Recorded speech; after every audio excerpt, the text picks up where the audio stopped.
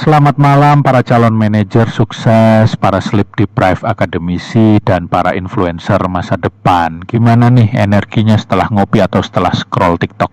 Oke kawan-kawan super keren, mari kita tinggalkan sejenak drama percintaan kalian dan fokus. Kita mau bedah materi paling seksi di dunia manajemen mutu, ISO dalam Total Quality Management TQM. Lihat slide di depan guys, itu bukan gambar pabrik mainan. Itu ilustrasi di mana TQM dan ISO bertemu. Apa itu TQM, my beloved students? Itu adalah filosofi manajemen yang mewajibkan kita untuk gila mutu di semua aspek. Intinya, mutu itu harus on point, dari saat kalian bangun sampai saat produk kalian sampai ke tangan pelanggan. Ini cita-cita kita semua. Lalu ISO masuk kemana? ISO, International Organization for Standardization, itu alat sakti kita. TQM itu semangatnya. ISO, khususnya ISO 9001, itu prosedur bakunya. Bayangkan adik-adikku, TQM itu ingin mobil super cepat.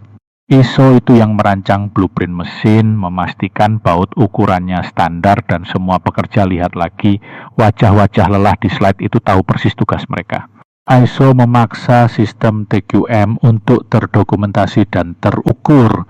Dia mengubah semangat keren TQM menjadi aksi nyata yang bisa diaudit. Tanpa ISO, TQM cuma jadi kutipan inspiratif di buku memo.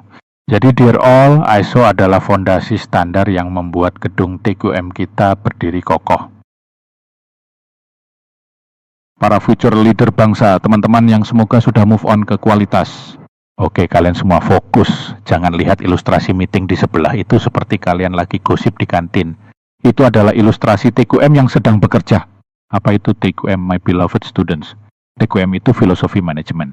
Ini bukan sekadar tools guys, tapi cara hidup perusahaan. Dia menekankan peningkatan kualitas berkelanjutan. Artinya kualitas kita harus di-upgrade terus, nggak boleh stuck kayak skill game kalian yang gitu-gitu aja. Dan yang paling seksi, kawan-kawan super keren TQM itu harus melibatkan semua anggota organisasi. Dari CEO sampai office boy, semua harus ikut terlibat. Mutu adalah tanggung jawab kolektif. Nggak bisa cuma satu orang yang rajin kayak kalian yang di barisan depan itu. Sekarang tujuannya anak-anakku. Tujuan utama TQM adalah kepuasan pelanggan dan pertumbuhan jangka panjang. Pelanggan adalah raja besti. Kalau pelanggan happy, mereka setia dan perusahaan kita kaya raya. TQM memastikan perusahaan awet muda dan bertumbuh terus. Jadi dear all, TQM itu komitmen semua orang untuk selalu bermutu demi senyum pelanggan yang abadi. Pada bagian ini, pembahasan difokuskan pada pengenalan mengenai apa sebenarnya ISO itu. ISO bukan singkatan dari istilah rumit atau bahkan organisasi super rahasia mirip agen khusus, padahal ISO hanyalah organisasi internasional non-pemerintah yang tugasnya mengembangkan standar sukarela. Jadi, tidak ada anggota ISO yang memakai jas hitam dan kacamata gelap sambil menyamar menjadi agen rahasia. ISO jauh lebih damai dan lebih teratur daripada itu. Organisasi ini memiliki peran penting dalam memastikan dunia tidak berjalan dengan cara yang semaunya sendiri. Bayangkan kalau tiap negara punya aturan berbeda untuk ukuran baut, bisa-bisa pabrik internasional menangis di pojok ruangan karena baut A cuma cocok dengan mur Z yang diproduksi di planet lain. Untuk mencegah kekacauan seperti itu, ISO hadir membawa standar yang membantu semua pihak memahami bagaimana kualitas, keamanan, dan efisiensi seharusnya diterapkan. Tujuan utama ISO adalah memastikan setiap produk dan layanan memiliki standar yang seragam, sehingga konsumen dapat merasa aman, nyaman, dan tidak perlu was-was seperti saat membuka tutup botol yang bunyinya mencurigakan. Dengan standar global yang konsisten, perusahaan bisa bekerja lebih profesional, lebih efisien, dan tentunya lebih dipercaya pelanggan. Jadi ISO bukan sekadar dokumen tebal yang kadang bikin ngantuk, tetapi alat penting untuk meningkatkan kinerja organisasi sambil menjaga kualitas tetap prima tanpa drama.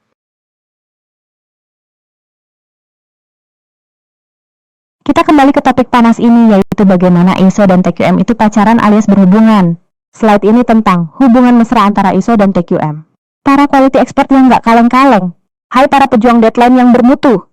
Oke kalian semua, lihat slide ini. Ini seperti diagram Venn yang menjelaskan jodoh sejati di dunia manajemen. Ini bukan cuma overlap biasa, ini sinergi. 1, Fokus TQM, Besti. TQM itu filosofinya.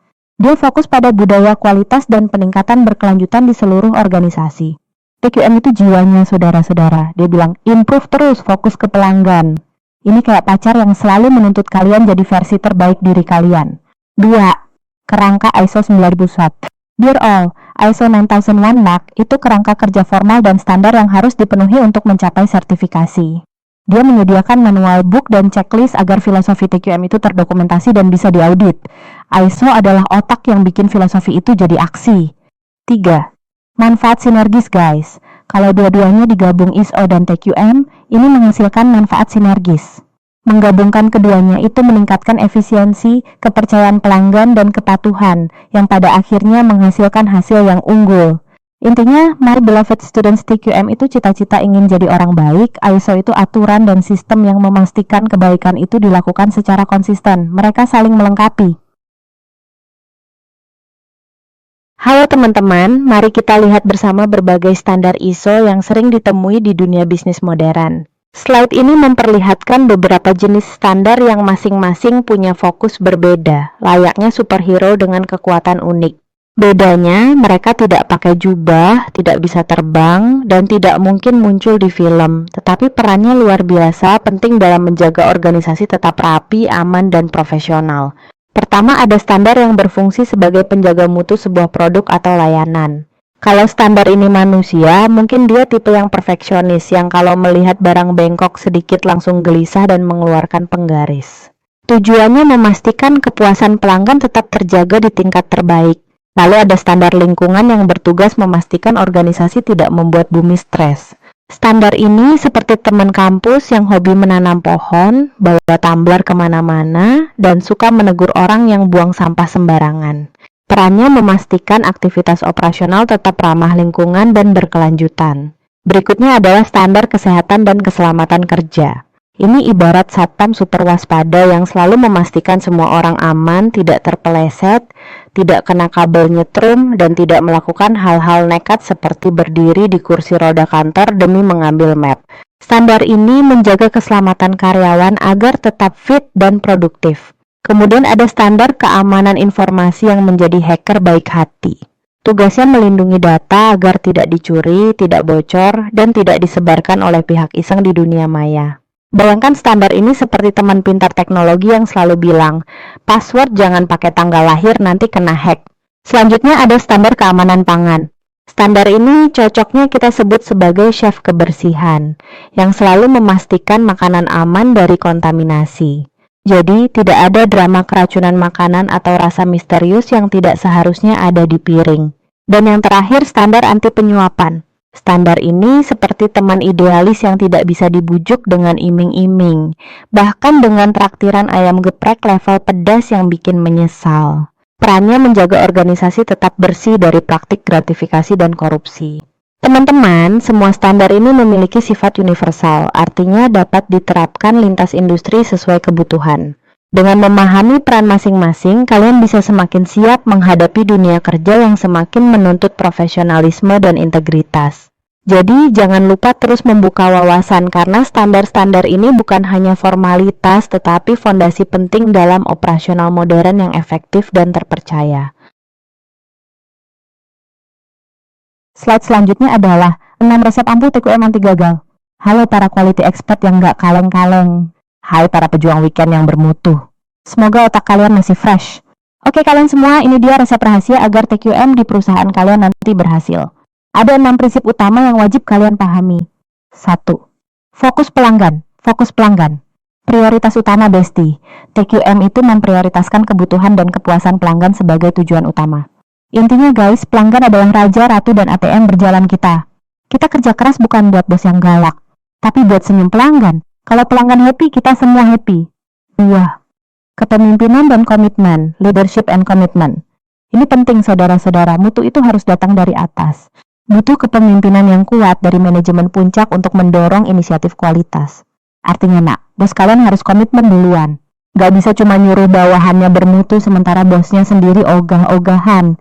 3. Keterlibatan karyawan. Ingat TQM itu total dear all. Harus melibatkan semua karyawan dalam upaya peningkatan kualitas. Semua orang harus ikut nimbrung, mutu itu urusan bersama. Bukan cuma tugas divisi quality control yang kerjanya disalahin terus. 4. Pendekatan proses dan sistem. Perusahaan itu bukan hutan belantara, my beloved students. Kita harus mengelola proses sebagai suatu sistem untuk efisiensi dan efektivitas. Semuanya harus ada flowchart-nya, ada step by step-nya. Kita kerja terstruktur, bukan suka-suka atau tebak-tebakan. 5. Perbaikan berkelanjutan, continuous improvement. Ini mantra TQM guys, komitmen berkelanjutan untuk meningkatkan proses dan hasil. Kita nggak boleh cepat puas, harus selalu upgrade. Kalau diibaratkan HP, TQM itu wajib update OS terus. 6. Keputusan berbasis fakta, fact-based decision making. Stop halu besti, kita harus mengambil keputusan berdasarkan data dan analisis, bukan asumsi. Here is the text to convert. Jangan bilang produk kita bagus karena perasaan. Tunjukkan datanya. Angka, grafik, keputusan bisnis harus smart, bukan baper. Jadi anak-anakku, 6 prinsip ini adalah guidance kalian menuju manajemen mutu yang paripurna dan anti gagal. Implementasi ISO dalam Total Quality Management ibarat memasang kacamata baru untuk sebuah organisasi mendadak, semuanya terlihat lebih jelas, lebih rapi, dan tentu saja lebih kece. Dengan standar yang diterapkan secara konsisten, kualitas produk maupun layanan meningkat dengan stabil, seperti roti yang selalu mengembang sempurna tanpa drama. Konsistensi ini kemudian membuat pelanggan merasa lebih aman, seolah mereka sedang memeluk selimut favorit yang tidak pernah mengecewakan. Dari rasa aman itulah tumbuh kepercayaan yang panjang umur, bahkan lebih tahan lama daripada tanaman hias yang sering lupa disiram. Selain memperkuat kepercayaan, ISO juga membantu menekan berbagai bentuk pemborosan. Proses produksi menjadi lebih efisien, ibarat dapur yang tertata rapi sehingga bawang tidak lagi hilang secara misterius. Tak hanya itu, proses audit juga menjadi lebih mudah dilalui. Alih-alih menegangkan, audit berubah seperti permainan teka-teki yang sudah diberikan petunjuk tambahan masih menantang tapi jauh lebih bersahabat. Di sisi lain, ISO juga memperkaya organisasi dengan wawasan berbasis data. Keputusan tidak lagi dibuat berdasarkan firasat ala cenayang, melainkan dari informasi yang kuat dan terpercaya. Semua data bekerja sama seperti tim cheerleader yang kompak, membantu organisasi melompat lebih tinggi menuju kinerja yang lebih baik. Hasilnya, perusahaan bukan hanya tumbuh tapi melambung dengan elegan. Seperti grafik yang terus menanjak di slide ini, implementasi ISO membuat perjalanan peningkatan kualitas menjadi lebih cerah, lebih terarah, dan diam-diam cukup lucu jika diingat betapa berantakannya keadaan sebelum semuanya terstandarisasi. Dengan ISO dalam TQM, organisasi berjalan lebih ringan dan yang pasti jauh lebih tenang. Perjalanan mengimplementasikan ISO 9001 dalam TQM bisa diibaratkan seperti menyiapkan pesta besar. Semuanya harus rapi, terkoordinasi, dan tidak boleh ada yang tiba-tiba membawa kerupuk saat dress code formal. Tahapan dimulai dari pelatihan dan sosialisasi, di mana seluruh karyawan diajak memahami kebijakan serta prosedur kualitas. Ini semacam sesi upgrade otak bersama, supaya semua orang berada di frekuensi yang sama, frekuensi kualitas tinggi, bukan frekuensi drama kantor. Setelah semua paham arah geraknya, organisasi mulai menyusun kebijakan dan prosedur yang lebih terstruktur. Pada tahap ini, dokumen-dokumen penting dirumuskan dengan jelas, supaya tidak ada lagi kebingungan semacam loh, tadi harusnya nempel stiker atau tanda tangan. Semua alur kerja dibuat transparan, ringkas, dan mudah diikuti, sehingga proses menjadi lebih luas, seperti tarian yang koreografinya sudah matang. Langkah berikutnya adalah membentuk tim khusus.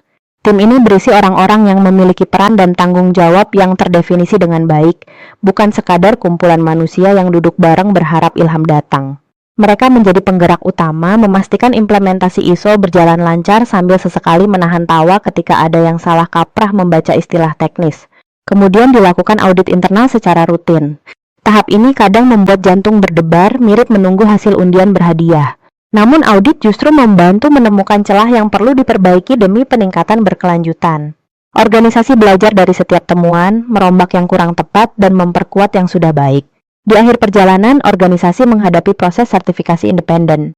Ibarat ujian akhir, momen ini menentukan apakah seluruh upaya selama ini layak mendapatkan pengakuan resmi. Dengan persiapan matang, kerjasama yang solid, dan sedikit humor untuk menjaga kewarasan, sertifikasi pun dapat diraih. Pada akhirnya, implementasi ISO bukan hanya soal standar, tetapi juga perjalanan bersama yang memperkuat budaya kualitas di dalam organisasi. Perusahaan XYZ pernah berada dalam fase yang cukup menegangkan, seperti dapur restoran yang tiba-tiba kehabisan garam padahal pelanggan sudah antre panjang. Sebelum adanya implementasi ISO, tingkat cacat produk mereka cukup membuat kening berkerut. Keluhan pelanggan pun berdatangan seperti hujan deras di sore hari, lengkap dengan petir yang menyambar mood seluruh tim. Situasinya bisa dibilang mirip komedi, kalau saja tidak menyangkut reputasi perusahaan. Namun semuanya berubah ketika ISO dan TQM datang. Bak pahlawan super berkostum necis membawa pedoman kualitas di satu tangan dan semangat perbaikan berkelanjutan di tangan lainnya. Setelah penerapan standar tersebut, tingkat cacat produk turun drastis, turunnya sampai bikin manajer produksi senyum-senyum sendiri, seperti baru dapat kupon diskon seumur hidup. Pelanggan pun mendadak jauh lebih bahagia, bahkan ada yang memberikan testimoni dengan emoji hati. Efisiensi produksi juga meningkat, proses manufaktur berjalan lebih rapi, seolah seluruh lini produksi baru saja diberi kekuatan telepati agar bergerak serempak. Tak hanya itu, biaya operasional pun menurun secara signifikan. Para pemangku kepentingan sampai sempat bertanya-tanya, ini beneran atau cuma mimpi siang hari? Dengan proses yang lebih efisien dan kualitas yang lebih stabil, perusahaan mampu bekerja lebih tenang tanpa drama dan tanpa kebingungan aneh-aneh seperti mencari ballpoint yang hilang, padahal baru dipakai 5 detik lalu. Kini, perusahaan XYZ dapat berdiri dengan percaya diri, menunjukkan bahwa kombinasi ISO dan TQM bukan hanya soal sertifikasi, tetapi tentang transformasi budaya kerja yang membuat semuanya lebih teratur, lebih profesional, dan sesekali lebih lucu ketika melihat betapa kacau kondisi sebelum perubahan dimulai. Dengan demikian, kisah perubahan ini menjadi contoh bahwa standar kualitas yang tepat bisa mengubah perusahaan dari yang serba repot menjadi serba mantap. Slide ini menggambarkan dinamika yang kerap muncul ketika organisasi berupaya mengintegrasikan standar ISO dengan prinsip manajemen mutu total. Pada bagian awal, terlihat bagaimana perubahan sistem sering memunculkan resistensi internal. Situasi tersebut biasanya dipicu oleh kekhawatiran terhadap alur kerja baru, ketidakpastian terkait tanggung jawab, serta kecenderungan mempertahankan kebiasaan lama. Selain itu, integrasi membutuhkan investasi yang tidak sedikit, terutama pada tahap persiapan dan penyesuaian proses. Beban biaya ini sering menjadi pertimbangan penting bagi manajemen. Di sisi lain, proses pelatihan yang intensif merupakan prasyarat agar setiap individu memahami metodologi yang digunakan dan mampu menerapkannya secara konsisten. Tanpa kompetensi tersebut, integrasi sulit menghasilkan perbaikan yang berkelanjutan. Pada sisi solusi, penekanan utama berada pada peran kepemimpinan yang mampu memberikan arah yang jelas dan menetapkan prioritas mutu. Kepemimpinan semacam ini berfungsi sebagai penopang komitmen organisasi. Komunikasi strategis juga menjadi elemen kunci, karena penyampaian pesan yang konsisten dapat membangun pemahaman dan mengurangi ambiguitas selama proses implementasi. Selanjutnya, keterlibatan karyawan memberikan ruang bagi setiap individu untuk berkontribusi dalam pengembangan sistem mutu. Partisipasi aktif mendorong rasa memiliki dan meningkatkan peluang keberhasilan integrasi. Pemantauan berkelanjutan, termasuk mekanisme umpan balik yang terstruktur, memastikan bahwa setiap proses dievaluasi secara periodik sehingga perbaikan dapat dilakukan secara sistematis. Pendekatan komprehensif seperti ini menjadi fondasi penting dalam mewujudkan integrasi ISO dan manajemen mutu total yang efektif. Pada bagian penutup ini, terlihat pesan inti mengenai pentingnya integrasi antara standar ISO dan prinsip manajemen mutu total sebagai fondasi untuk membangun keunggulan kompetitif yang berkelanjutan. Integrasi tersebut tidak sekadar memenuhi kewajiban administratif, melainkan menjadi kerangka yang mampu mengarahkan organisasi untuk bekerja secara lebih terstruktur, konsisten, dan berorientasi pada kebutuhan pelanggan. Pendekatan mutu yang terintegrasi memungkinkan setiap proses berjalan dengan tingkat kendali yang lebih tinggi sehingga variabilitas dapat ditekan, kesalahan dapat diminimalkan, dan efektivitas meningkat secara signifikan. Dalam konteks persaingan global, kemampuan perusahaan untuk menjaga kualitas menjadi faktor penentu dalam mempertahankan posisi di pasar dan memperluas peluang pertumbuhan jangka panjang. Selain itu, penekanan terhadap komitmen organisasi menggambarkan bahwa keberhasilan implementasi tidak dapat bergantung pada satu pihak saja. Setiap unit, mulai dari level operasional hingga manajerial, perlu memiliki pemahaman yang selaras mengenai tujuan mutu yang ingin dicapai. Dengan keselarasan tersebut, perusahaan dapat merespons dinamika pasar dengan lebih cepat dan menjaga kemampuan untuk terus memenuhi ekspektasi pelanggan. Penutup slide ini juga memberikan dorongan motivatif agar proses peningkatan mutu tidak hanya dipahami sebagai konsep, tetapi benar-benar dijadikan langkah nyata. Ajakan untuk memulai perjalanan kualitas menegaskan bahwa transformasi organisasi tidak harus menunggu kondisi ideal. Justru langkah awal yang konsisten akan menjadi pijakan bagi peningkatan berkelanjutan dan pencapaian level kompetitif yang lebih tinggi.